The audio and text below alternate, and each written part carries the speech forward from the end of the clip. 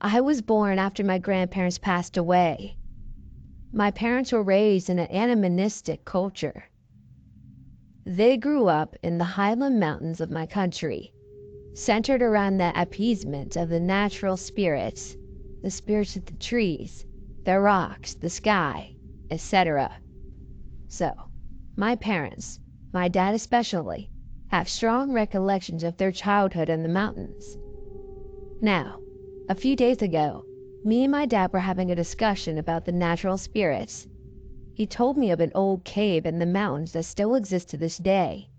It had bamboo supports, and judging by how he described it, it sounded like a rest spot for travelers along the trail. One rainy day, my grandfather took shelter in that cave to wait out the downpour. He then urinated inside the cave before he left.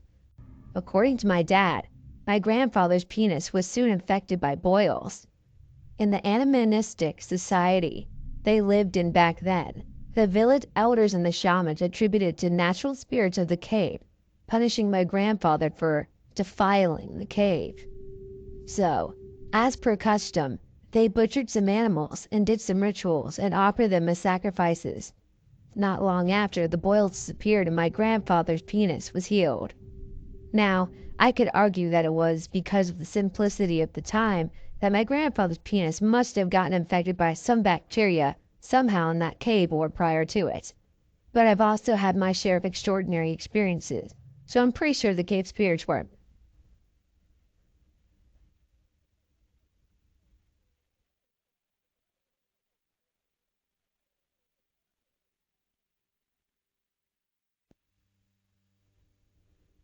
Bruce's Castle and Cave on Rathlin Island is full of countless ghost stories and legends from local fishermen, hikers, and tourists. The island was a known sanctuary and hiding place for centuries, until Sir Francis Drake and Sir John Norreys took over the island and castle.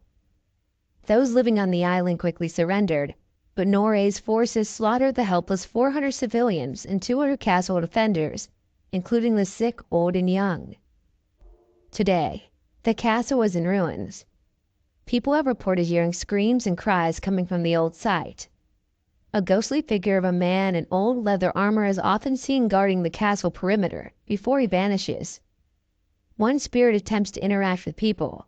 She is the Brown Lady, and walks the castle grounds and approaches visitors as if she is trying to speak, but she never says anything before fading away. The cave on Rathlin Island is believed to be the most haunted place in Northern Ireland. It is thought to have been bewitched long ago by the pagans who first inhabited the island. People report hearing moans and whispers coming from deep within the cave. Legend says that the Scottish King Robert the Bruce and his men hid in the cave from the English after a brutal defeat, waiting for their forces to regroup during the First War of Scottish Independence. Robert the Bruce eventually defeated the English and was recognized as the true King of Scotland. According to the local folklore, the king never died, but him and his men returned to the old cave and entered into an enchanted sleep, waiting until the day they will awake and unite the people of Scotland to defend against those who attack Scotland. Recently, a group of fishermen settled into the cave to take a break and make tea. As they gathered and poured their cups, a hand appeared out of the darkness and placed an extra cup out to be filled. The fishermen quickly poured the mysterious guest a cup, but they were too afraid to look up to see what was lurking in the darkness. The hand disappeared back into the depths of the cave with its cup.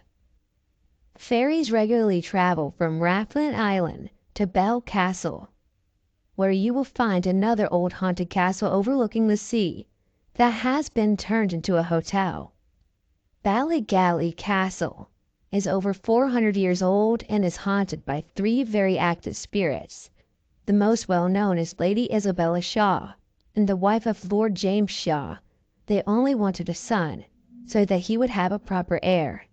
When Lady Shaw finally gave birth to a son, Lord Shaw took the baby from her and locked his wife in a tiny room at the top of the castle. One report says Isabella grew restless and possibly went insane in the room, until she tried to escape, only to fall to her death. Others said that Lord Shaw or someone he hired threw Isabella out of the window at the top of the castle. Now, Isabella roams the castle in search of her baby. Guests hear strange noises and witness a mysterious green mist, and sometimes smell the old vanilla scent that the lady was known to wear. She is often known to be in tiny old rooms that she was imprisoned in. Today is a fitting name of the ghost room, which guests can stay in.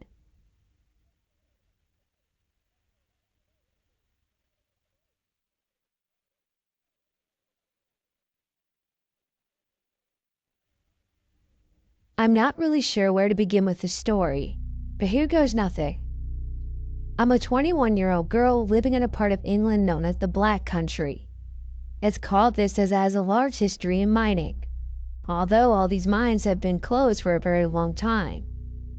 I often walk my dog, a Chihuahua, through the fields and woods near my house.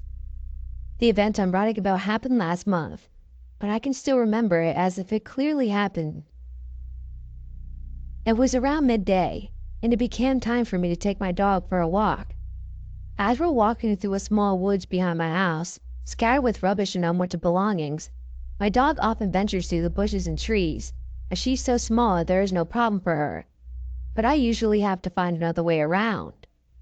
As we were walking along a stream, I realized I hadn't seen her for a while, so I looked in every small place she could be.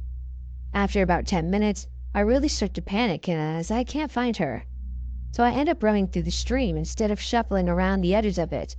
When I find her, she's standing straight up, stiff with all of her fur on end, staring intently towards this dent in the thick foliage. Glancing at where she was looking, I see the glimpse of what looked like to be reflective dog eyes. Excited that she might have found a foxhole. A bit strange, I know, that I'm not an animal lover and I've always wanted to see a fox, especially a fox cub. So I get a bit closer to get a better look. As I get closer to the parting in the thick weed bushes to look into the hole, I flick the torch on my phone on. Kneeling down, I notice quickly that it's a lot bigger than I first realized. The entrance, as it was just a hole into the roof of a cavernous area. This is when my dog started to whimper and pull my trousers, something she has never done before.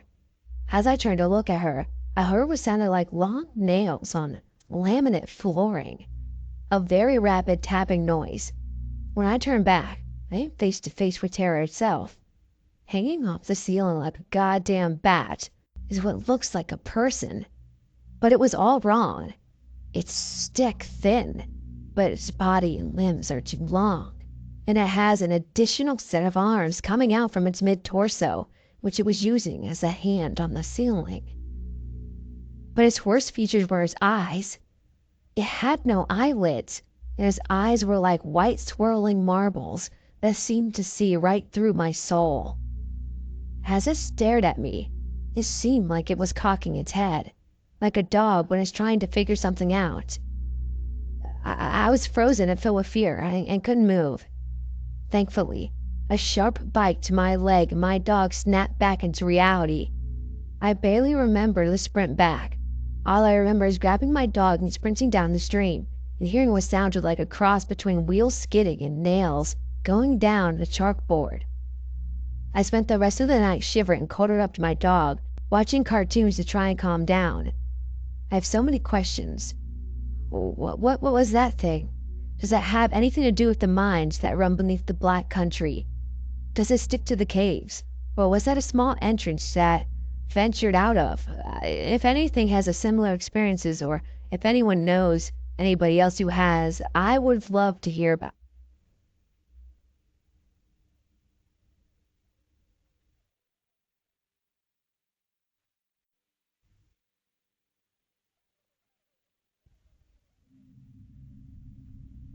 During the summer between my freshman and sophomore years of high school, I had the opportunity to participate in a really incredible summer program.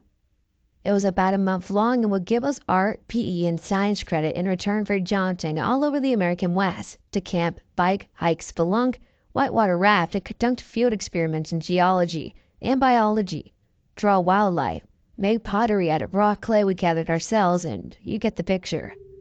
It was a blast, and I remember most of it with great fondness. There were a couple of experiences, though, that still give me a chill when I think about them, and this is one of the worst. It was one bright morning in June when me and my group, 3 teachers and about 20 students, turned up at the lip of a short vertical well that marked the entrance to the Nutty Putty Cave. Nutty Putty Cave was discovered in the 1960s and is located just west and north of central Utah. It is a hydrothermal feature located in a very phosphorus area, home to Cherty limestone, dolomite, desert limestone, and all sorts of other exciting things. Despite this, the foundations in the cave are not calcite stalactites or stalagmites that some people would expect. Instead, it's just sort of muddy and damp and brown, and the natural formations of silicon dioxide go mostly unnoticed by any of the real geology enthusiasts.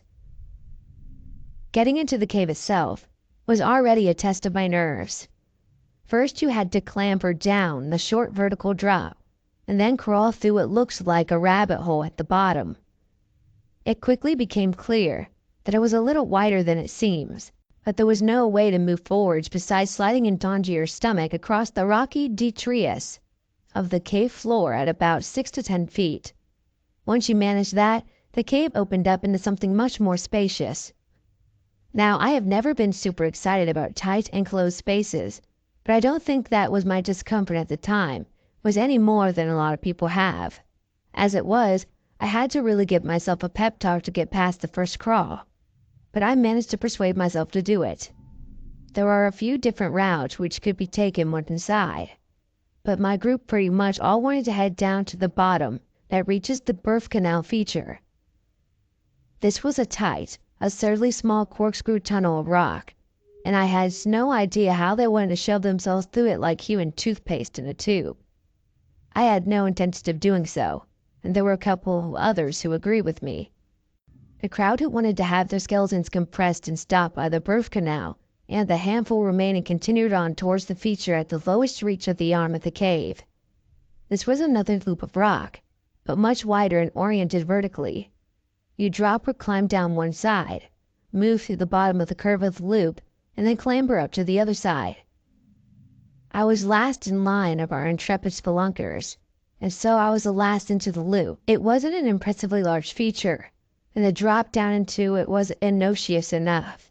The problem came, however, when I tried to get back up into the other side.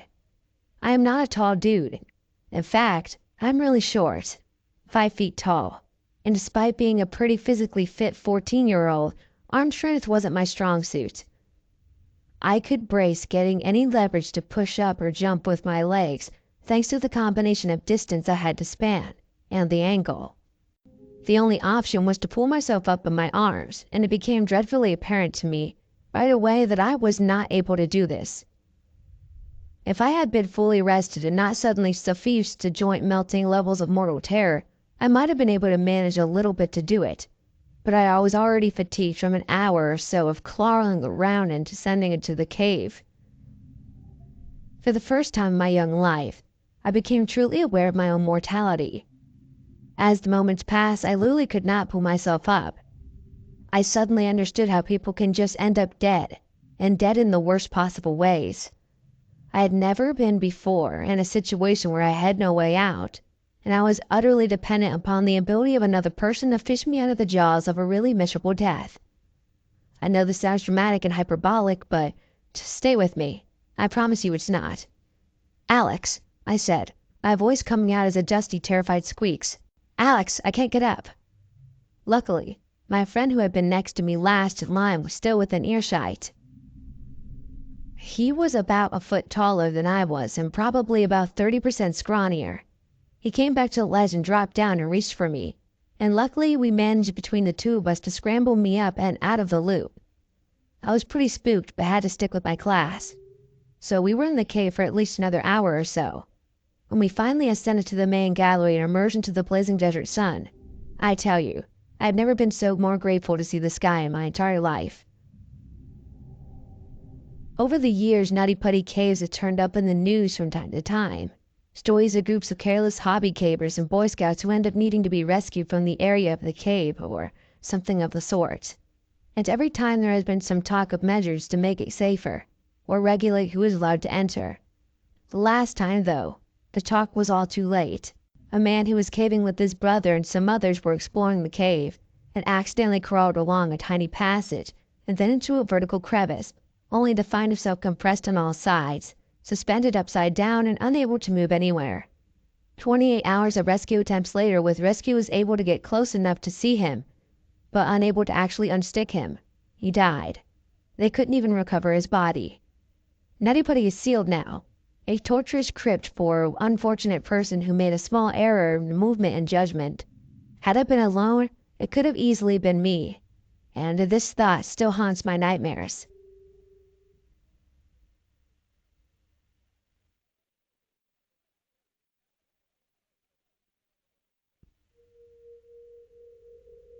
I'm an Australian, but I live in China.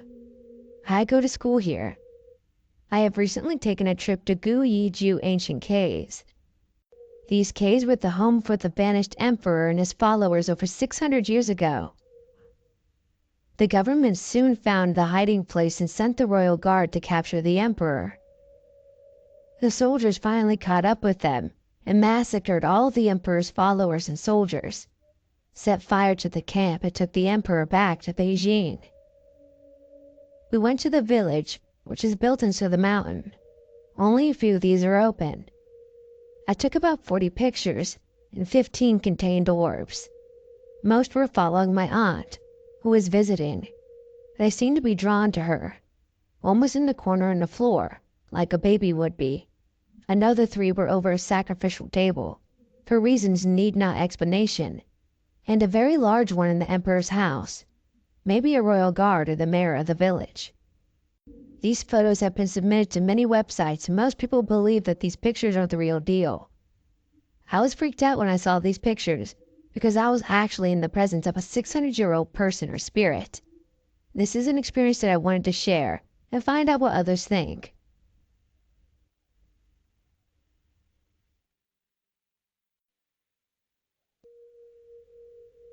This is just a short story of something that happened last weekend, when Rob, my husband, and I went to Hocking Hills State Park in Southeast Ohio.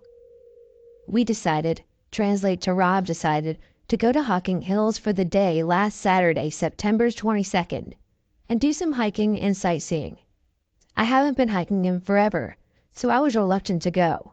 That and I just simply didn't want to. As we were parked, we noticed that several people had gathered to take pictures on the stone bridge that leads down to the path that takes you to Old Man's Cave. As we were waiting for them to move, we were talking about the history of the place. I have lived in Ohio for 18 years, and I've never been there, so Rob was telling me different things that he would see and where to be careful. The crowd finally moved and we made our way down the steps, leading to this beautiful rock formation. I was watching the sun glint off the water, instead of where I should have been walking, and was getting a little too close to the edge. I heard Rob, or what I thought was Rob, say, "Be very careful, dearie. It's a little tittle top from here." I started laughing and turned to ask Rob where he had heard such an old-fashioned word like tittle, and since when did he call me dearie. When I turned around, I realized he was still up at the top photographing the bridge, and I was midway from the bottom all alone. I thought maybe it was an echo from the conversation someone else was having close by, as the place echoed a bit when he spoke loudly. Rob finally made his way down, and I was telling about what I heard. He looked at me and asked if it was a voice of a man or a woman, and started to laugh when I said it was a man's voice. I was a little mad when he laughed, as he knows how things go with me, and he has never laughed at me before. After glaring at him and sticking out my tongue, he proceeded to tell me that when he was younger, he used to go fishing a lot with his grandpa. His grandpa would tell Rob's grandma he was taking to the little man fishing, and Rob would tell his parents that he was going fishing with the old man. They would sit out by the lake behind their house in Indiana and fish for hours. When Rob would get excited about hooking a fish, his grandpa would always say, "Pull just a tittle, Robbie. You don't want to yank his teeth out." I haven't heard the word tittle in years, and certainly have never used it myself. We like to think that day since we were at Old Man Cave, Rob's grandpa took the opportunity to say hi and make sure I didn't meet my demise by being a careless hiker.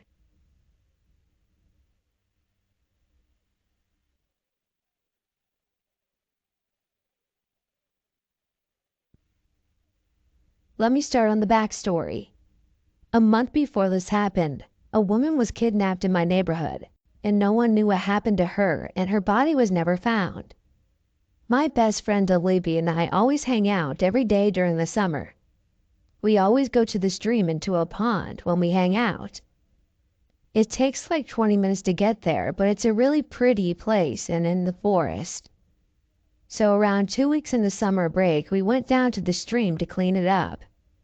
There was always trash and muck clogging it from flowing freely because the water started to change color.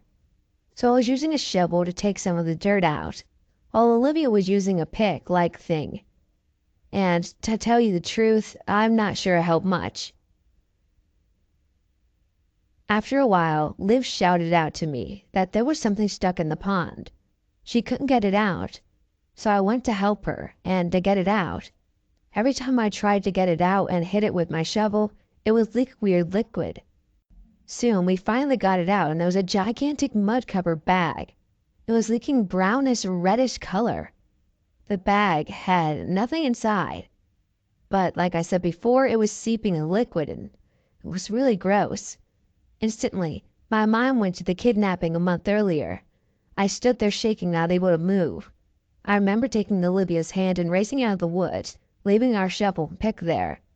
We did end up calling the cops, and they went to investigate. About 2 days later, Olivia and I were watching the news when it came up that they didn't find the missing woman's body, but they found the murderer hiding in a small cave right next to where the original buried the body. And the cave was the one that Olivia and I decided not to go in. All I know is that we could have died that day, but I'm glad that we didn't.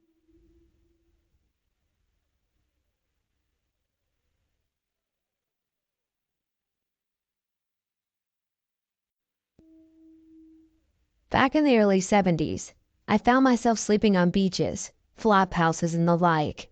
I stayed in some very weird places, including a cave. Fact is, I lived in that cave for a while. It was pretty nice as far as caves go. It wasn't huge, but big enough. The main area that I thought as my living quarters was about the size of a studio apartment. At the back, it branched off into a couple of tunnels. It didn't smell all funky and batshit or anything like that, so I thought it was pretty safe. Gave me a place to sleep or to get out of the rain at any rate, until something better came along.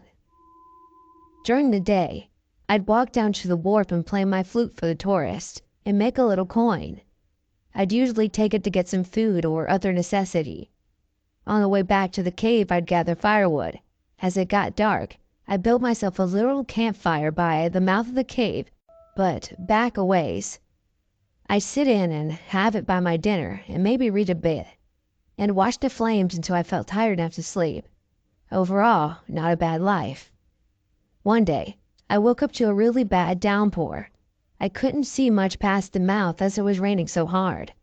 It made me happy to be in this nice dry cave. Instead of huddling under a plastic trash bag, I stoked up the fire and was feeling pretty good. I had made a habit of bringing in a few more sticks of wood than I thought I'd use, so I could keep the fire going after a while. I still had most of a jar of peanut butter and some crackers and a paperback I hadn't read yet. Seemed to me I was pretty well set for the day. I was sitting there reading when some movement caught the corner of my eye. I turned towards the cave's opening, not knowing what to expect. Between the flickering firelight and the rain, I could barely make out the form of a man standing at the entrance. I stood up calling out, "Hello?" The guy didn't say a word. He just reached out his palm, then raised his other arm as if to show me he was unarmed. Pretty strange, but okay. I tell him to come on in before he drowns. His steps are hesitant, almost like he's scared of me, and he stooped over. I smile and invite him to sit by the fire and ask if he's hungry. Peanut butter on crackers isn't fancy, but when you're hungry, it's enough for a feast. He smiled back and shook his head no. Two things struck me at once. He was older than dirt, filthy, and he was bone dry. Bone dry when he had just come out of the pouring rain. That's not right. Rain is water, and water makes things wet, but this guy is dry. I start asking questions, like what he's doing out in this weather, if he got lost or something. Again, with the head shake, no. Then I wondered if maybe he's mute or something. I didn't ask out loud, and he says, "No, Sonny. I can talk. I'm just wondering about you. But I guess you mean no harm. You ain't no claim jumper, are you?" I laughed. No claim jumper here. Didn't know that this was a mine either. Is and isn't. Was natural when I found it. You seen these tunnels, right? I dug those, mostly by hand. Great. I had just invited a lunatic to share my fire. Followed by just an old man having me on. Followed by, how do you know about the tunnels then? Maybe he's been here before. Nope, not crazy, and yep, was here long before you were. Told you it's my claim. I stared in disbelief. I had not spoken one word of what I was talking about. Just then, there was the loudest clap of thunder, and my head distinctively turned towards the mouth of the outside of the cave to see the lightning. I must have jumped a foot when the thunder sounded. Laughing at myself, I turned back where the old man sat, but he was gone. As old as he was, he couldn't have moved that fast enough for me not to see him. And I'm sure as hell no, he didn't pass me on his way out.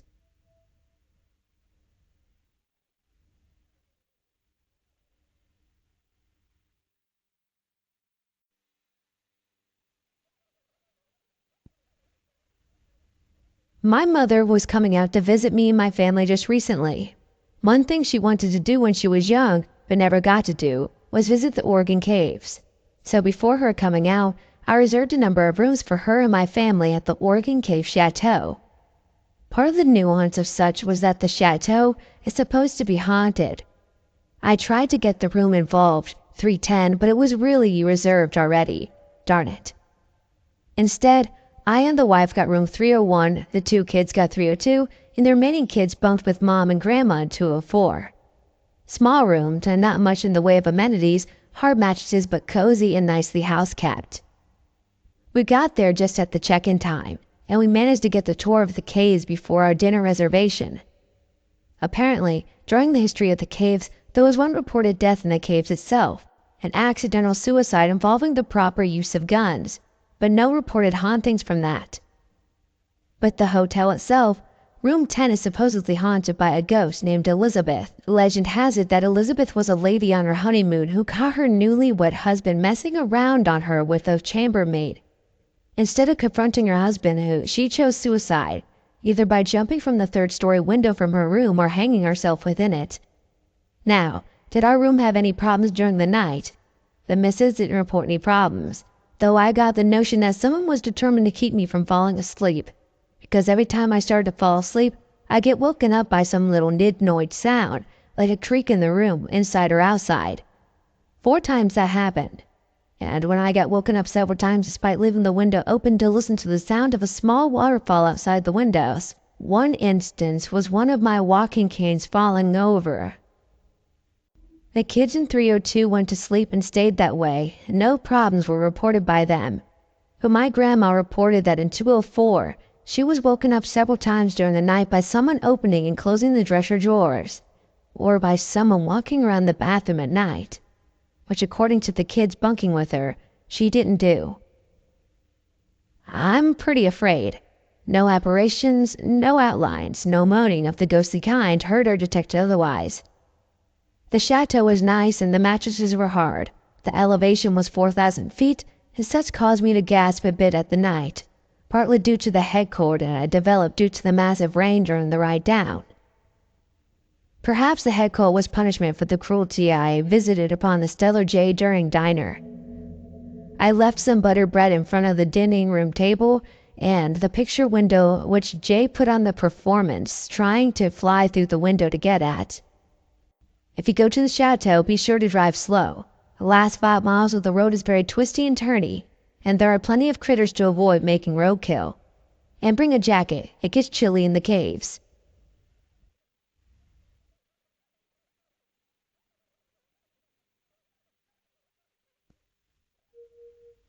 It all started back in the summer of 2008. I was about 13 or 14 at the time. My friend and his family had invited me to go camping with him up in Northern California, almost at the border of Oregon. We had lots of stuff planned, and one of those things was to go to some caves. When we got to the caves, my friend's mom told us to take a sweater and a flashlight because it was very cold and dark in there. Me and my friend came to the entrance of the cave, and his parents and sisters followed. When we were walking through the cave, there was a bunch of these little cul-de-sacs to our left and right. Me and my friend went into one, and it was called Lucifer's Corner. We stood in there for about 5 minutes, just looking around, and realized that we were alone. So we turned off our flashlights, and it was pitch black. You could not even see your own hand inches from your face. This was kind of random, but I told my friend to say Bloody Mary 3 times. He did it and nothing happened. So we fired up our flashlights and headed to the exit. We got out and we couldn't find his family, so we assumed they went back inside the caves. My friends went back to the entrance, entered the cave, and walked through once again. We eventually came back to Lucifer's Corner, where my friend said Bloody Mary 3 times and noticed that there was 3 lit candles melted on the cave wall on the exact spot where my friend had said it. We looked at it, and then we looked at each other, and we both bolted towards the exit. When we got outside, we were breathing heavily, trying to catch our breath. We were both trying to come up with an explanation of why candles would be there. There was nothing there. There was no candle holders, nothing that could explain why there would be candles on the cave walls. Barely any people visit these caves. What were the chances of 3 candles being in the exact same spot when my friend said Bloody Mary 3 times? There was just no way.